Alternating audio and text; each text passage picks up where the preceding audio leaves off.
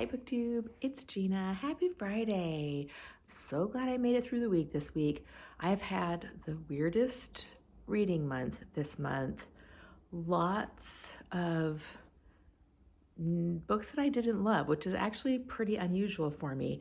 And so I thought I'd hop on here today, do a Friday Reads, chat about some of the books that I've read this week, finished this week, and I have one book that I did not like, but I talked about reading it, and so I wanted to be sure to tell you not to read it. Normally I don't like to talk about books that I did not like, but in this instance, I did tell you I was going to read it, and I don't want anybody to think that that's an endorsement because I hated this book. So we'll get to that one. Well, let's just start with it. Let's just start with it because this book, I hated this book. I do not recommend it. This is The Summertree by Guy Gavriel Kay. Wow, I'm just so surprised at how bad this book was. I am a big fan of Guy Gavriel Kay. I loved Tigana. I loved A Brightness long ago, which I have here on my favorite shelf.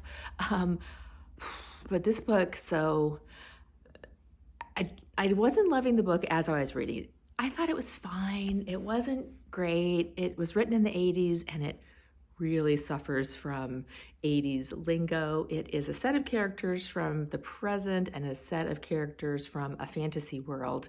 And the characters in the present use very dated language. I think someone actually says, as if, and I was just like, as if. So it wasn't very well written in general. I thought, oh, this will be a 3-star, 2.5-star, 3-star read. I thought I wasn't loving it, but it was all right. And then I got to the end and it had a horrible, graphic, violent scene at the end.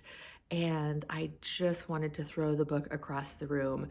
If that scene had happened in the middle of the book, I would have DNF'd it, but it happened at the very end. And so I had already read it. So I hated this book. I do not recommend it. It wasn't that great anyway. And then the violent scene at the end really just absolutely turned my stomach and was unnecessary and just not very gratuitous. So I just was very mad at this book. Funnily enough, though, so this one's going in the Goodwill bag. I just threw it across the room. I also have 2 copies of the second book in the trilogy, The Wandering Fire. One's really a beautiful hardback, and one is a big trade paperback. Also, they're going in the Goodwill, but in the Goodwill bin. So this is a really good example for me, a lesson for me to not buy a bunch of books in a series that I have not read the first book of. Now, oftentimes I find, I don't know if you find this too, in series, the first book is not always the best. I read the Mistborn, here it is, Mistborn trilogy. Look at this, isn't that a beautiful cover?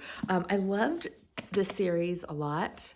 This is a good example though of the first book. I was like, oh, this is all right. This is pretty good. I think it was probably a 3, maybe a 4-star read.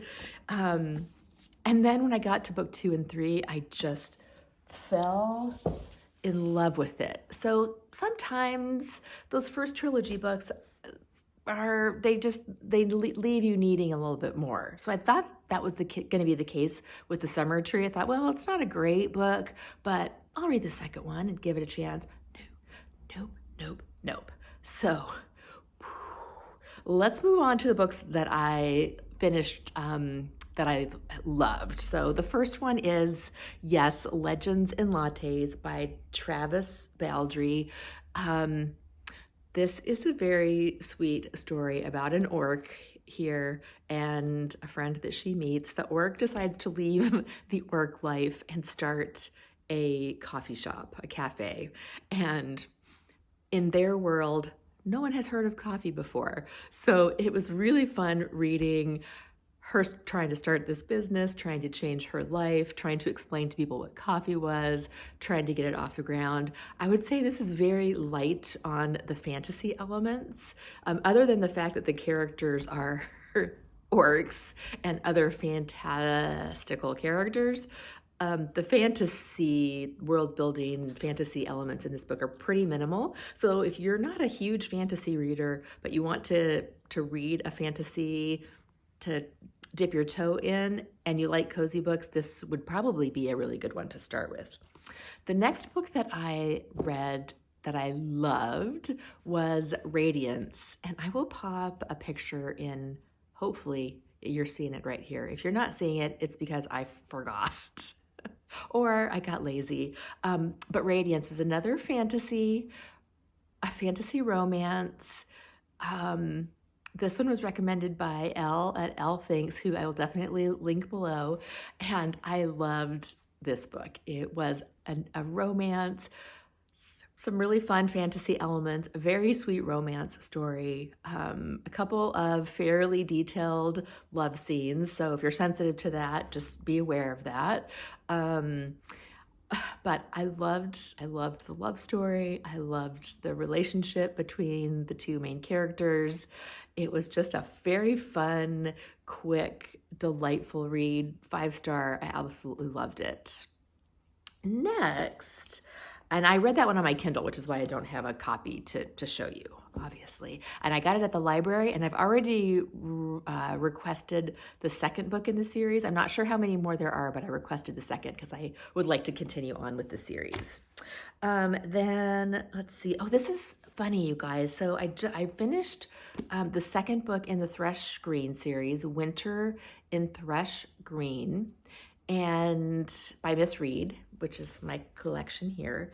And this is a reread. I've read this whole series several times through, and I always come back to it when I need something cozy and revitalizing. And the funny thing about this book was I had forgotten in this book, Winter in Thrush Green, there's one character who is constantly described as fat, repeatedly, heavy-handedly, and I remembered reading it that it had bothered me the first time and the second time and third time I read it, and it really, it bothered me this time. Every time the character is mentioned, is discussed, she is fat, she is heaving herself, and I just, the funny thing is that I read the book and finished it, put it aside, and I was like, oh gosh, it was really noticeable to me. And then I forgot about it. I was like, that's fine. It is what it is. It's Miss Reed. It's from the 50s. And then this whole Roald Dahl controversy popped up a couple days later, where they are, his estate and the publisher are removing some problematic language and phrases from his books because he is a problematic author.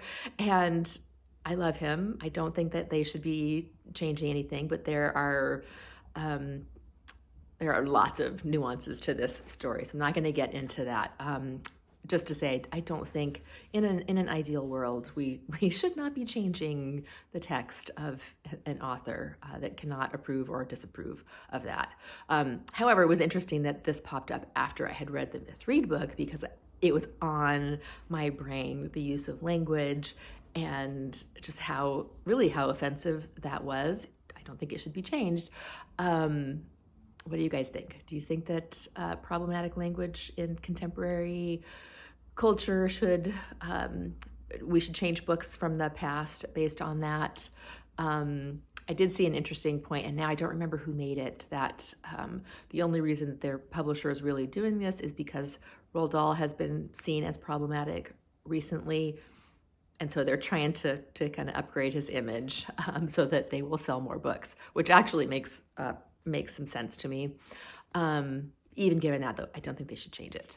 But I was kind of sad about Miss Reed. Of course, I'll keep reading the series. I'm going to do one book from the Thrush Green series every month, and maybe a little bit more, just because they are still wonderful and cozy, and I still love them. But it was interesting how this popped into my consciousness so many times this week, and it was bothersome and troublesome, and it did hurt me a little bit for whatever reason. Okay, next I am currently reading Drive Your Plow Over the Bones of the Dead by Olga Tokarczuk. And this is a buddy read with my friend Kevvie, who I will link down below. This book was recommended to me by one of you because the protagonist of the story is an elderly lady, which is a lot of fun. This is a weird book for me. I'm kind of on the fence. I've had this weird love-hate relationship. The first section was really interesting. The writing or the translation is on a sentence level is really beautiful and well done. It has a very slow moving plot. So if you're a plot person, this is probably not going to be the book for you. And yeah, so I'm wavering as to what I think about this book, to be honest. What else do I want to talk about? I think that's it for now. I will be showing you my March TBR tomorrow. Let's see if I can show you my little pile. Here's what my pile looks as I'm prepping for a video.